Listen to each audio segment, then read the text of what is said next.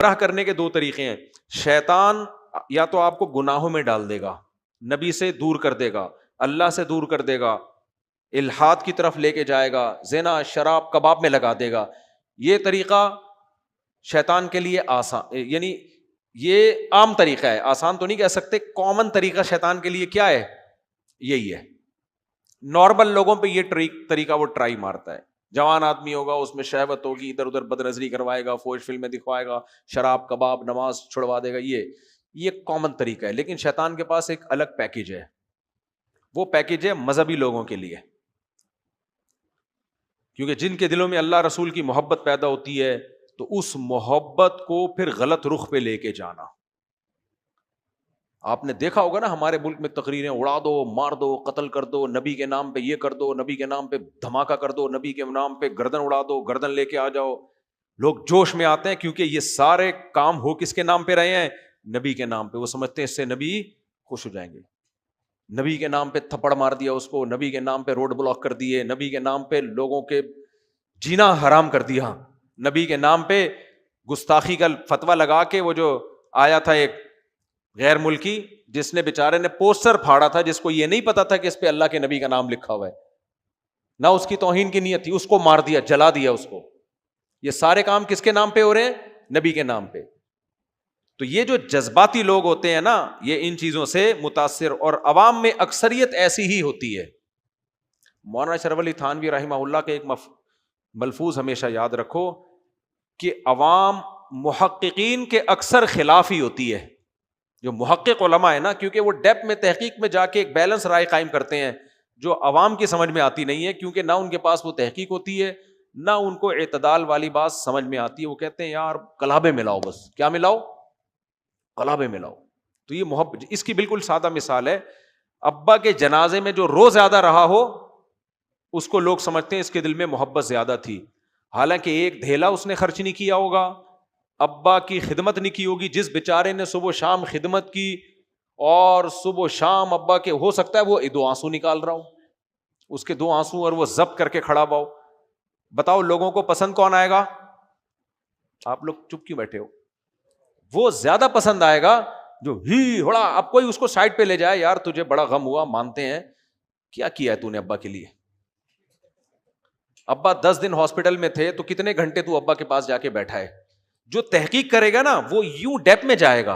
ہو سکتا ہے اس نے کی بھی ہو اور رو بھی صحیح رہا ہو, صرف رونے سے متاثر نہیں ہوگا. وہ کہے گا یار میں دیکھوں خرچہ آغا خان سے یا کہیں بھی ہاسپٹل سے رسیدیں نکلوائے گا, یار خرچہ کس نے زیادہ کیا ہے. وہ تحقیق کرے گا, وہ تحقیق کرے گا, اس کے بعد ایک رائے قائم کرے گا اور رپورٹ پیش کرے گا کہ یار یہ رو تو بہت رہا ہے, اچھل اچھل کے کلابازیاں کھا رہا ہے, ایسا لگ رہا ہے کہ اگلا جنازہ اسی کا ہوگا اس گھر میں.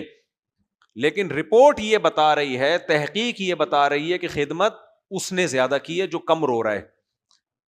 لوگ پتہ ہی کیا کہیں گے, لوگ کہیں گے نا نا, اگر اس نے محبت کی ہوتی 2 آنسو کیوں بنا کے ایسے بیٹھا ہوا ہے, یہ جو کلابازیاں کھا رہا ہے نا یہی ہے. اور یہ سب مولوی آپس میں ملے ہوئے ہیں, یہ تحقیق جو پیش کر رہا ہے نا یہ وہاں سے پیسے لیتا ہے.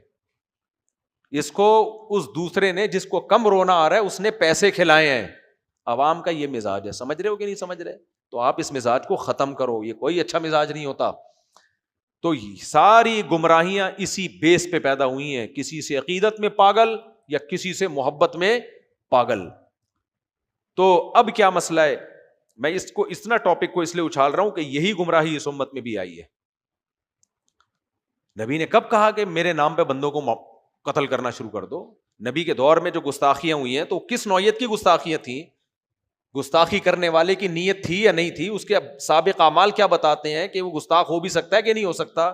زبان کی مسٹیک ہے, لڑکھڑاہٹ ہے, بولنا کچھ چاہ رہا تھا نکل کچھ گیا, یا کوئی علمی غلطی ہے, تعبیر کی غلطی ہے, 20 احتمالات ہیں.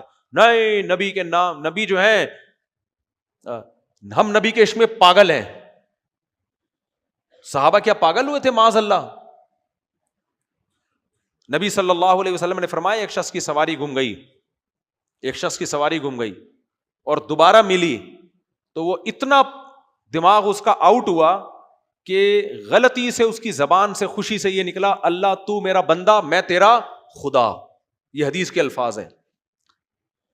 نبی نے فرمایا اتنا محبت میں, اللہ کی محبت میں اس کا دماغ آؤٹ ہو گیا کہ وہ کیا کہہ رہے, اے اللہ تو میرا بندہ اور میں تیرا خدا. ہم وہاں کھڑے ہوتے سر قلم, جبکہ ہمارے نبی تو اس کی فضیلت میں حدیث سنا رہے ہیں. کتنا دل, اس کے دل میں اللہ کی محبت کہ اس بیچارے کو یہ سوچے بغیر کہہ رہا ہے. یہ غلطیاں سب سے ہوتی ہیں. تو خیر مبالغہ, آرائیاں اڑا دو پھوڑ دو, اور عمل دیکھو زیرو, عمل میں زیرو. تو خیر, تو اب عیسائیوں نے کیا کیا, مسیحیوں نے کیا کیا, انہوں نے یہ کیا کہ انہوں نے کہا, وہ جو پادری سے میری ڈائریکٹ بات ہوئی تھی, کہا کہ دیکھو ہر پیغمبر سے معاذ اللہ گناہ ہوا ہے. آدم علیہ السلام سے غلطی ہوئی, اس کو وہ گناہ کہہ رہے تھے, غلطی ہوئی, جنت کا پھل کھا لیا, ٹھیک ہے نا. اور نوح علیہ السلام نے اپنے بیٹے کی مغفرت کے لیے دعا کر لی, حالانکہ وہ تو کافر تھا, اور کہا کہ اللہ تو اس کو تو نے کیوں نہیں بچایا, کشتی میں کیوں نہیں لے کر آیا اس کو. وہ ان سے بھی غلطی ہوئی.